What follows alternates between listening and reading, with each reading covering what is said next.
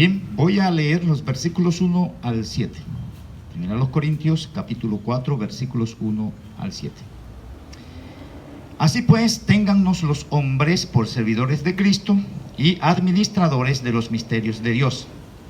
Ahora bien, se requiere de los administradores que cada uno sea hallado fiel. Yo en muy poco tengo el ser juzgado por vosotros o por tribunal humano, y ni aun yo me juzgo a mí mismo.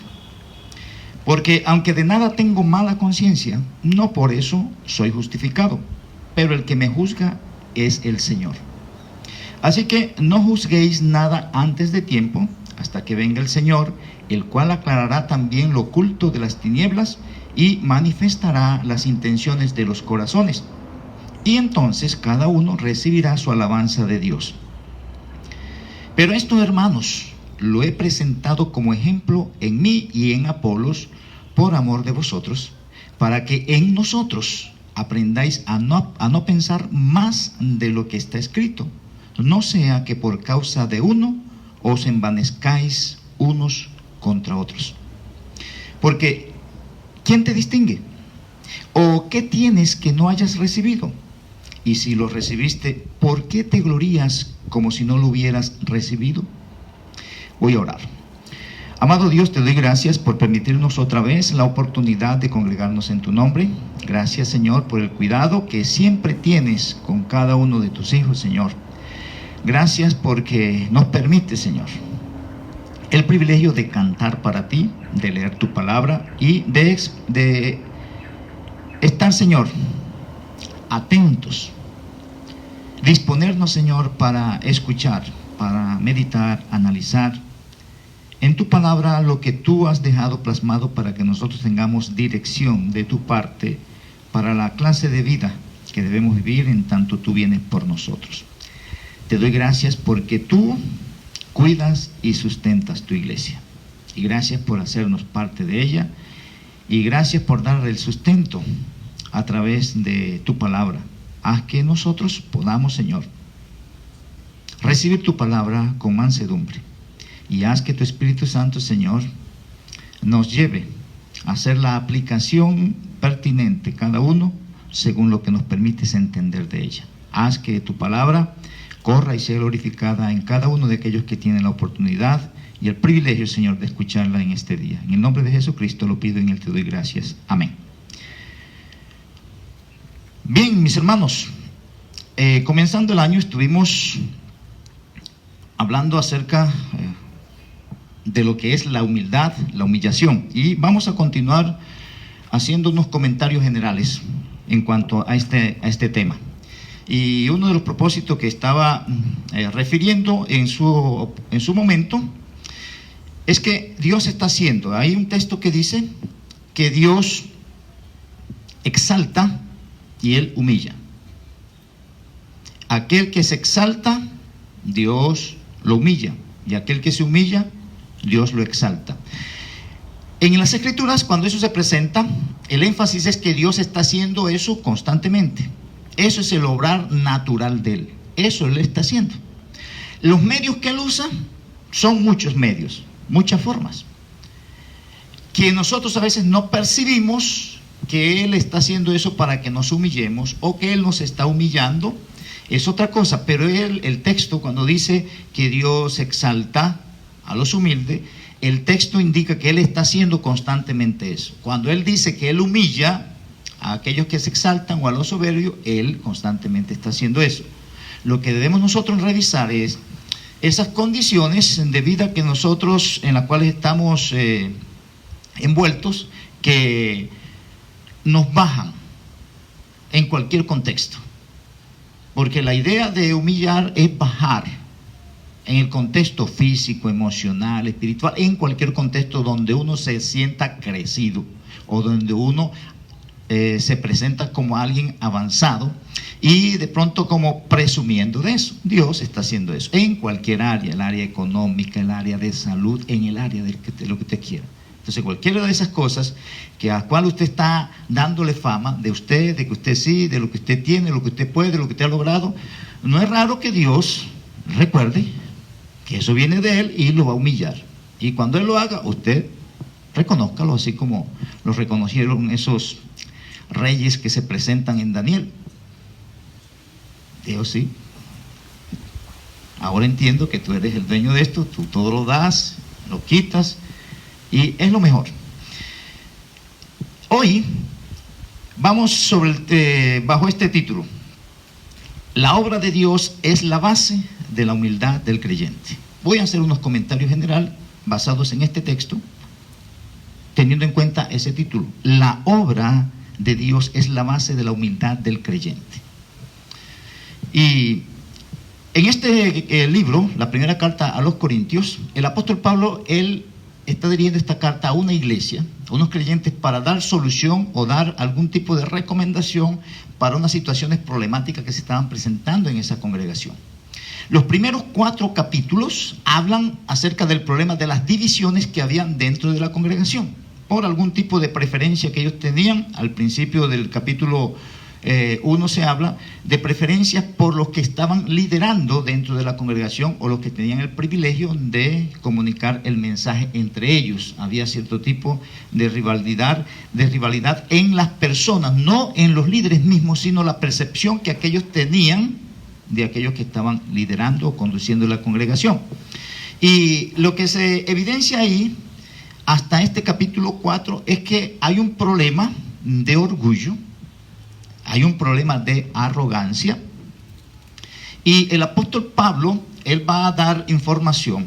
En la mayoría de esto, de la información que aparece en el capítulo 1 y el capítulo 4, está relacionado con lo que estaban haciendo los líderes. Por eso se habla de, aquí él dice, esto lo estoy presentando a razón de Apolos y de mi persona, para que ustedes aprendan a través de nosotros a no pensar más allá de lo que Dios ha dicho. Y la idea es tener el concepto que Dios tiene de nosotros. Y aquí, entonces, en el versículo 7 va a dar la razón. Entonces voy a leer el versículo otra vez, versículo 6 y versículo 7. Pero esto, hermanos, lo he presentado como ejemplo en mí y en Apolos, por amor de vosotros, para que en nosotros aprendáis a no pensar más de lo que está escrito. Y es una exaltación en la manera de pensar en cuanto a lo que ellos tenían o estaban viendo que podían tener. No sea que por causa de uno os que envanezcáis unos contra otros. Entonces viene la razón, y es donde quiero detenerme para desarrollar algunas ideas. Versículo 7. Porque vienen 3 preguntas. ¿Quién te distingue? La segunda pregunta: ¿o qué tienes que no hayas recibido? Y la tercera pregunta, con base en la anterior: y si lo recibiste, ¿por qué te glorías como si no lo hubieras recibido? Entonces, lo que quiero es que en el capítulo 1 vamos a dar respuesta a estas 3 preguntas que se presentan aquí. Vamos a referirnos a lo anterior que ha dicho el apóstol Pablo, para dar algunas ideas de lo que él quiere presentar, o lo que él está presentándole aquí a estos creyentes. Y el propósito es que haya entendimiento de lo que Dios es y de lo que Dios hace, que le permita al creyente estar en quietud. Y más adelante lo vamos a mirar en los textos, que el énfasis es: el que se gloría, gloríese en el Señor. Entonces, cuando hablamos, vamos a mirar en el capítulo 1 algunas ideas generales. En el capítulo 1 se presentan 3 ideas generales que están relacionadas con lo que es la arrogancia, o quiero enfatizar algo de lo que nos puede llevar a nosotros a identificar la arrogancia, o vamos a decir, aquellas cosas que no deben hacer que nosotros seamos arrogantes. Porque el texto va a presentar que Dios está haciendo una cosa, Dios está haciendo todo, y que cualquier cosa es atribuida a Él en cualquier contexto, desde principio a fin. Entonces, en los primeros versículos en el capítulo 1, versículo 1 al 9, se habla de que la arrogancia es el desconocimiento de que todo lo que las personas tienen viene de parte de Dios. La arrogancia es ese desconocimiento de que Dios provee todo. Por eso ustedes van a ver ahí en los versículos que por la gracia de Dios nos es dado todo. Y ahí habla de una lista de cosas que se da, pero después lo vamos a desarrollar. La segunda, en los versículos 10 al 17, habla de que la arrogancia trae divisiones. Cuando hay arrogancia, eso lleva a la persona a dividirse de los demás, porque él pretende, tiene algo que es preferido de él o algo que sobresale en él según su mente y que lo distancia de los demás. En las Escrituras eso es claro. Recuerdan ahí cuando se habla, Cristo habla de la parábola del el fariseo y el publicano. Y el mensaje es que a algunos que confiaban en sí mismos como justos les enseñó esta parábola. Hay una confianza que lo llevaba a separarse de los demás. Entonces la arrogancia trae división. Cuando yo estoy por cualquier cosa que yo pienso de mí por encima de lo que debo pensar, por lo que tengo o lo que creo, cualquier cosa que me aísla a los de los demás, eso es división. Y en los versículos 18 al 31 del capítulo 1 se habla de que la arrogancia es eliminada en Cristo Jesús. La idea es reconocer que nuestra posición en Cristo es el todo y que de Él depende todo. No depende nada de lo que nosotros podamos pensar, decir o hacer, sino de parte de Dios. Entonces, en el versículo 7 del capítulo 4, voy a hacer el desarrollo de las preguntas que están aquí, refiriéndonos al capítulo 1, o llevándonos o yendo al capítulo 1. Porque ¿quién te distingue? Es la primera pregunta que presenta aquí el apóstol. ¿Quién te distingue? Y ahí cuando se habla ese término de distinguir, la idea es un término que refiere a esas personas que comienzan a hacer investigación de algo para separar una cosa de otra y mostrar la diferencia, y sobre todo aquellas cosas que van a resaltar en esa cosa que lo lleva a separarla de las demás cosas. Y en el contexto, la idea es de que hay algunas cosas que sobresalen en algunas personas. Puede ser en lo económico, puede ser en la sabiduría, en cualquier área. Y hay personas que están mirando para después hablar. Y la idea de eso, ¿quién te distingue? Entonces, es una separación que se hace para tener como una tendencia, una preferencia que lleva, sí, a resaltar a alguien, de alguien algo que sobresale, que distingue en él. Y el asunto no es que eso sobresalga o se distinga en él, sino la presunción que tiene aquel por, como vamos a ver, porque Dios le dio eso en lo cual está sobresaliente. Porque el problema no es sobresalir en algo. El asunto es reconocer que si sobresalgo en algo, eso es algo que Dios ha puesto para que eso sobresalga y llegue a favorecer a otro. No es para mostrarme yo, sino que eso es una extensión de Dios a través de mí para beneficiar a alguien que en esa área está careciendo y que yo puedo favorecer. ¿En cuál área? La que sea donde usted está sobresaliendo. Si usted sobresale en economía, sabiduría, lo que sea, Dios le ha dado eso para favorecer a los otros. No es para hacer exhibición, porque esa exhibición ya eso está exhibido por Dios. Ya eso está exhibido, por eso está sobresaliendo. Y por eso la gente va allá. Y por eso la gente acude a usted, porque tienen esa área, esa, vamos a decir, vamos a usar el término, esa protuberancia que llega a extenderse. Es una extensión de Dios a través de usted en el otro. El asunto es reconocer que sí, es la extensión de Dios. Ahora yo no me voy a enaltecer porque es una extensión de Dios. Y aquí vamos entonces al versículo, en el capítulo 1, porque lo que quiero es que le demos respuesta a la pregunta, ¿quién te distingue? Versículo 26 al versículo 28. En el capítulo 1 dice: pues mirad, hermanos, vuestra vocación. Es decir, mirad, hermanos, ustedes que han sido llamados al Evangelio. Dice que no sois muchos sabios según la carne. Entonces comienza a decir, miren entre ustedes los que Dios ha llamado.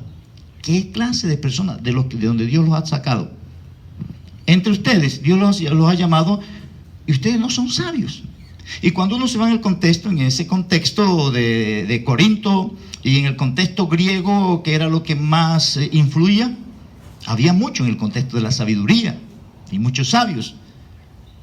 Y es interesante que la Biblia no habla de que Dios llamó a ninguno de esos sabios que han escrito tanto y que escribieron tanto y que son tan populares, pero Dios no llamó a ninguno de ellos. Porque no está organizado por Dios de esa manera. Pero aquí en el versículo 6 se dice: no sois muchos sabios, según la carne. Lo segundo, ni muchos poderosos. Y la idea de eso es personas influyentes. Personas que de pronto tienen ciertos títulos, ciertos cargos locales, o en la comunidad, o en la ciudad, o en la política. Dios no llamó a esos que tienen una protuberancia o una proyección en el contexto del mundo, no. Es lo que está presentando. Después dice: ni muchos nobles, ni muchos nobles. Y la idea de los nobles es aquellos que, cuando uno dice que son nacidos en cuna de oro, que vienen de familias representantes, o dice uno pudientes. Dice, entre ustedes, le dice, miren entre ustedes, aquí no hay gente que sobresale por la sabiduría. Aquí entre ustedes no son personas que tienen o ocupan altos puestos aquí en la sociedad. Entre ustedes no son personas que vienen hijos del presidente o del alcalde o algo así. Y después, porque la idea de eso es quién te distingue. Entonces tú estás aquí no porque eres hijo de fulano, estás aquí no porque tú eres uno de los sabios de acá, o tú estás aquí no, porque Dios lo hizo de otra manera. Dice el versículo 27, sino, y viene la lista, que Dios escogió primero lo necio. ¿Para qué? Para avergonzar a los sabios. Entonces Dios en su sabiduría dijo, no, aquí hay unos sabios, aquí está Séneca, aquí está Platón, por decir algo, aquí están estos, pero yo voy a escoger a Sergio, al necio de Sergio. Y es personas que no tienen ningún tipo, bueno, no están sobresaliendo porque es Dios quien va a hacer que sobresalgan después, pero la lista está ahí. Dice después lo débil para avergonzar lo fuerte, lo vil del mundo, lo menospreciado, lo que no es, para deshacer lo que es. Una mentalidad contraria a la mentalidad que hay en el mundo. El asunto es que nosotros estamos en este mundo y nacemos y asumimos la cultura que está aquí, y cuando nacemos de nuevo, a veces seguimos con la cultura que traemos. Y por eso nosotros siempre estamos reconociendo a aquel porque él tiene un puesto tal cosa.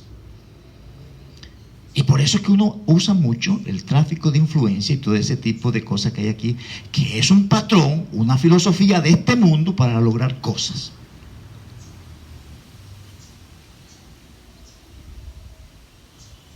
Y Dios dice, porque es que soy yo quien voy a hacer que tú sobresalga donde yo quiero que tú sobresalgas.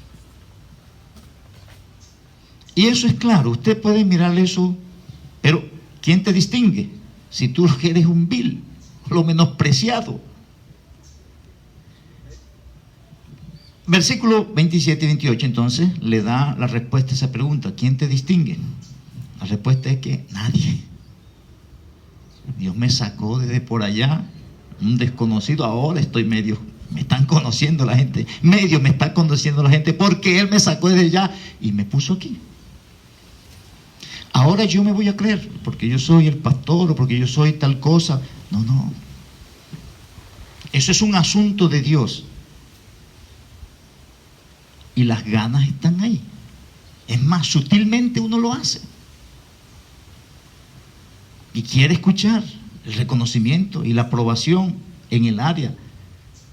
Pero no es algo que yo estoy produciendo, es algo que Dios está produciendo. Y resulta entonces, como más adelante se va a decir, que dice a fin de que nadie se jacte. Pero eso es la respuesta a otra de las preguntas que se dice ahí.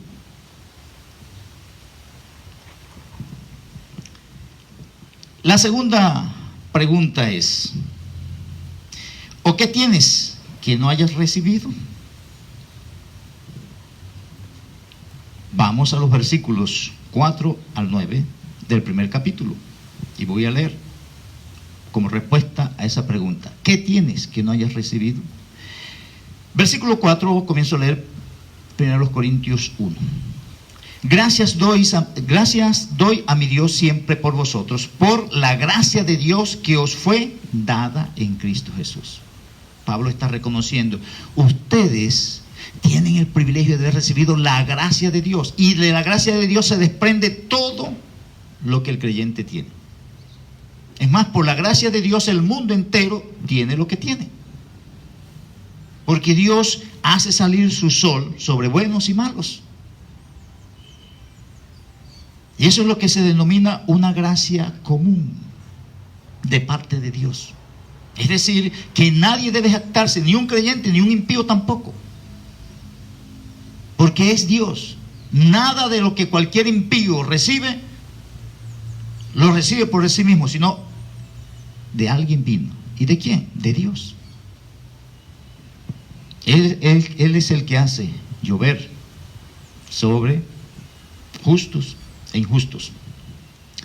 Ahí comienza, y después vienen los detalles. Porque en todas las cosas que dice, fuisteis enriquecidos. No que ellos lograron riqueza. Y va a dar la listica donde habla de eso. Y va a decir entonces, en toda palabra y en toda ciencia, Dios enriqueció al que Él quiso enriquecer con cada una de esas cosas. Así como el testimonio, dice el versículo 6, acerca de Cristo ha sido confirmado en vosotros. Y todas son acciones de Dios. Dios da la gracia, Dios enriquece en palabra y ciencia, y Dios va confirmando a Jesucristo en aquellos a quien Él ha predestinado a ser. Versículo 7. De tal manera que nada os falta en ningún don. Y esa frase ahí es muy particular. En algún regalo. Nada os falta que no haya sido regalado. Es como poner una lista. Mira, a ti se te dio la vida, se te dio el pantalón, se te dio el carro, se te dio la casa. Y cualquier otra cosa que no nombre aquí, también se te dio. Cualquier otra cosa que tú pienses que esa sí la lograste tú, también te fue dada.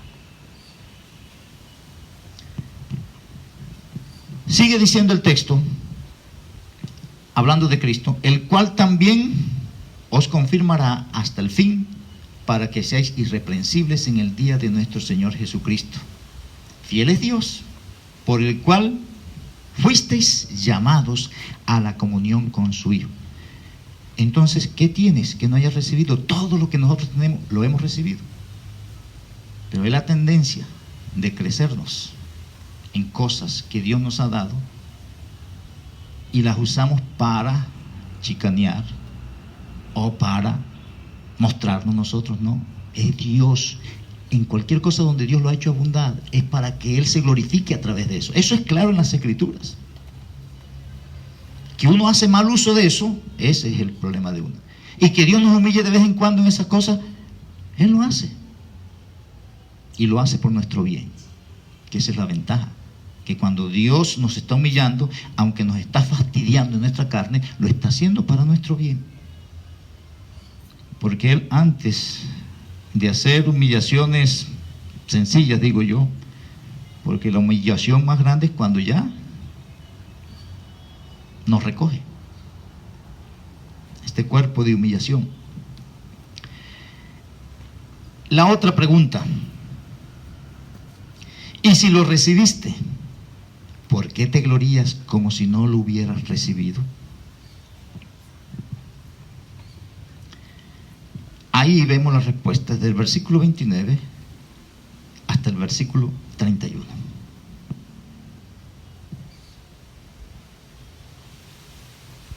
Pero un comentario primero acerca de lo que es el término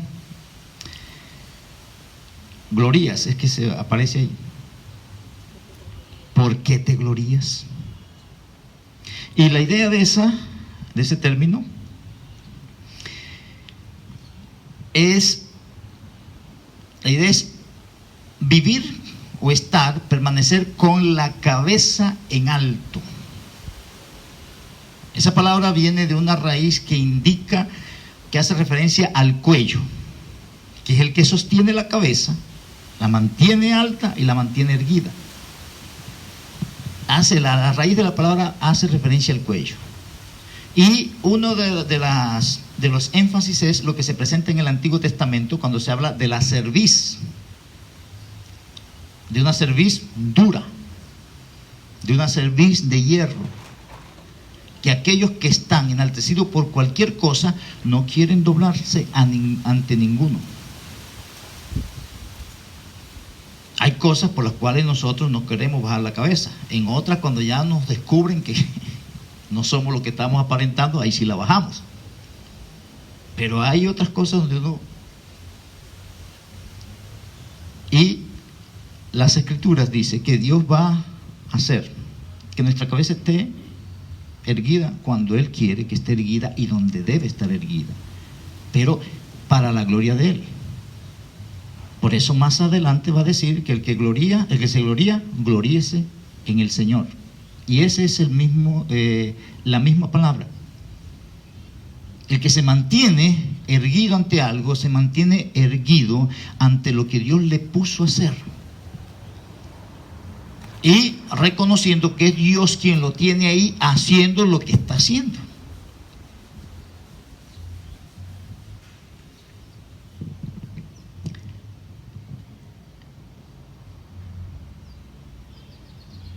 El que se gloría, jactarse, eso es fanfarronear, levantar, expresar. Usted puede hacer la lista de cualquier cosa, haga la lista personalmente. ¿De qué cosa usted se ufana? Y mire por qué llegó eso y cómo llegó eso a sus manos. Usted puede mostrarse arrogante por lo que usted sabe, por los títulos que ha logrado, por la familia de donde viene, por el carro, la moto, el celular, cualquier cosa que uno quiere mostrar y quiere que la gente diga. Su capacidad que tiene para manejar las cosas, la tecnología, y menospreciar al otro. Ven acá para enseñarte cómo se hace eso.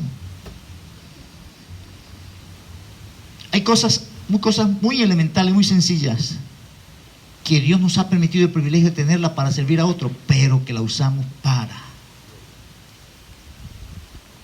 exaltarnos nosotros y para la gloria nuestra. Pero cualquier cosa, otra vez, en la cual Dios le ha dado el privilegio a usted de ser avanzado, es para la gloria de Él. Y cuando Él envía a alguien allá necesitando de eso de lo cual usted está abundando, Señor, gracias, porque tengo el privilegio de que vengan aquí para dar esto que tú me has dado, para eso precisamente. En conocimiento, de lo que usted quiera. ¿Qué tenemos que no hayamos recibido? Y si lo hemos recibido, ¿por qué nos vamos a vanagloriar? Entonces el versículo 29 da la respuesta. A fin de que nadie se jacte en su presencia. Que nadie se levante, como lo hizo el fariseo. Señor, yo no soy como los otros hombres. Mira lo que yo hago. Yo doy diezmo de todo. No chicaneemos que nosotros oramos bastante, que nosotros madrugamos a orar. Usted ore todo lo que pueda, de madrugada, lo que sea, pero no chicanee con eso. Eso es un asunto entre usted y Dios. Que usted aprende versículos de memoria, apréndase de la Biblia completa. Si lo puede hacer en los idiomas originales, hágalo. Pero eso es un asunto entre usted y Dios. Y que después eso se refleja No en que digo el versículo de memoria, sino que actúo conforme a lo que ese versículo que me sé dice que se debe hacer. Si quiere chicanear, chicanee de esa manera.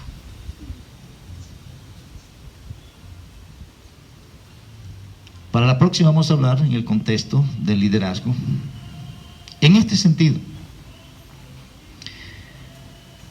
Porque en realidad nosotros, no importa quiénes seamos, en nuestra carne esa tendencia está ahí, en cualquier área. El que cocina bien quiere chicanear porque cocina bien.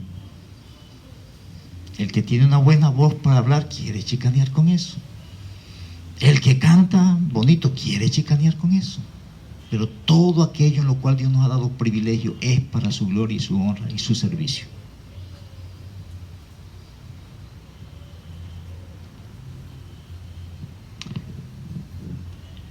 Voy terminando entonces. ¿Por qué te glorías como si no lo hubieses recibido? Dice el versículo 30.